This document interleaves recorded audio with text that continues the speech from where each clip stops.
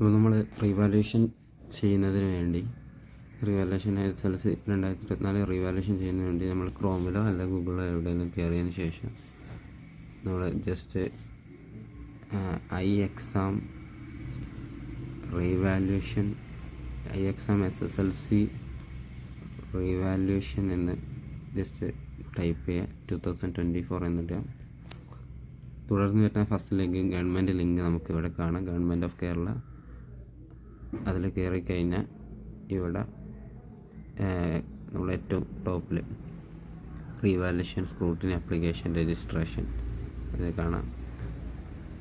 ആ ഒരു ലിങ്കിൽ കയറി കഴിഞ്ഞാൽ ഈ ഒരു പ്ലാറ്റ്ഫോമിലേക്ക് പോകും.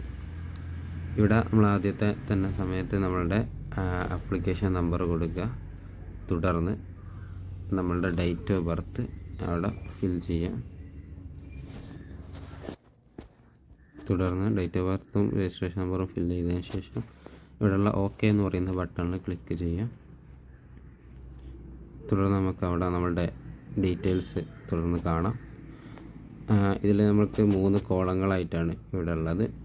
Revaluation, photo copy, scrutiny. Revaluation എന്ന് പറയുന്നത് നമ്മളുടെ പേപ്പർ ഫുള്ളായിട്ട് അവർ വീണ്ടും പരിശോധിച്ച് മാർക്കുകൾ വീണ്ടും ചെക്ക് ചെയ്ത് എല്ലാ ക്വസ്റ്റ്യനും ആൻസേഴ്സും വീണ്ടും ചെക്ക് ചെയ്യും.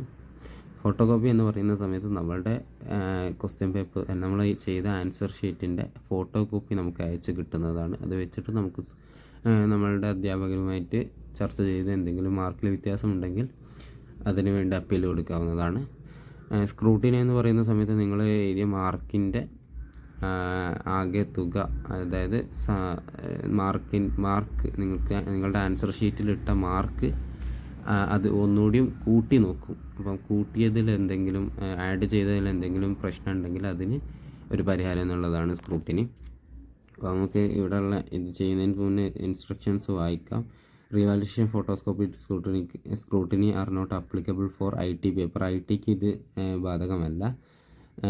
അതുപോലെ തന്നെ no need to apply for scrutiny of a paper if applying revaluation. Revaluation apply ചെയ്യുകയാണെങ്കിൽ പിന്നെ സ്ക്രൂട്ടിനിക്ക് ആവശ്യമില്ല, കാരണം റിവാലുവേഷനിൽ ഫുള്ള് വരും. The fees of revaluation, photo copy, scrutiny are. റിവാലുവേഷൻ്റെ ഇത് 400-ഉം ഫോട്ടോ കോപ്പിക്ക് 200-ഉം സ്ക്രൂട്ടിനിക്ക് 50 രൂപയാണ്.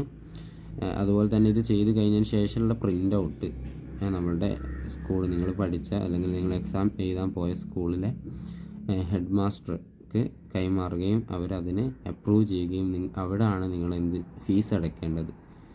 ഓക്കെ, അങ്ങനെ HMന് ഫീസ് അടച്ചാൽ മാത്രമേ അവർ കൺഫേം ചെയ്യുകയുള്ളൂ.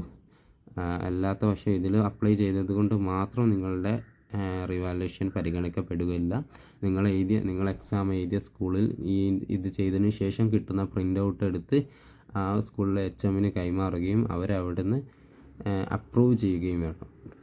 നമുക്ക് ഏതാണോ സബ്ജക്റ്റ് റിവാലുവേഷൻ ചെയ്യേണ്ടത്, റിവാലുവേഷൻ ആണെങ്കിൽ ഈ ബോക്സിലെ ഫസ്റ്റ് ബോക്സ് ഇത് റിവാലുവേഷന്, അതിന് ശേഷം വരുന്നത് ഫോട്ടോ കോപ്പി, അതിന് ശേഷം വരുന്നത് സ്ക്രൂട്ടിനിയാണ്. അപ്പം റിവാലുവേഷൻ വരേണ്ട ആണെങ്കിൽ അപ്പോൾ നമുക്ക് റിവാലുവേഷൻ വരുന്ന സമയത്ത്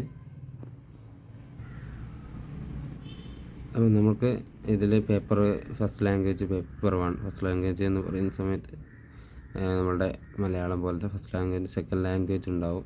അത് നിങ്ങൾക്കറിയാം നിങ്ങളുടെ സെക്കൻഡ് ലാംഗ്വേജ് ഏതാണോ. അതുപോലെ തേർഡ് ലാംഗ്വേജ് എന്ന് പറഞ്ഞാൽ ഹിന്ദി ആയിട്ടാണ് അധികം വരാറുള്ളത്. നമുക്ക് മുകളിൽ മാർക്ക് കാണാം.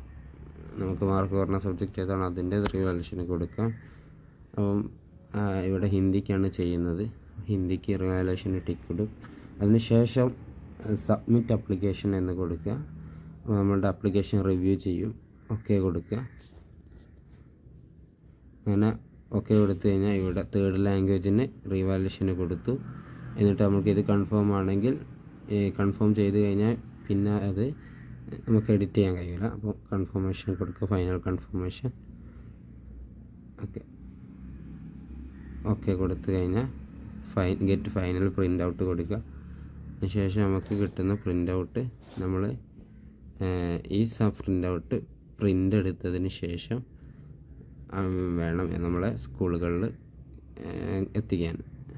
ഇത് കൃത്യമായി എവിടെയെങ്കിലും സൂക്ഷിച്ചു വെക്കുക. Okay, fine, thank you.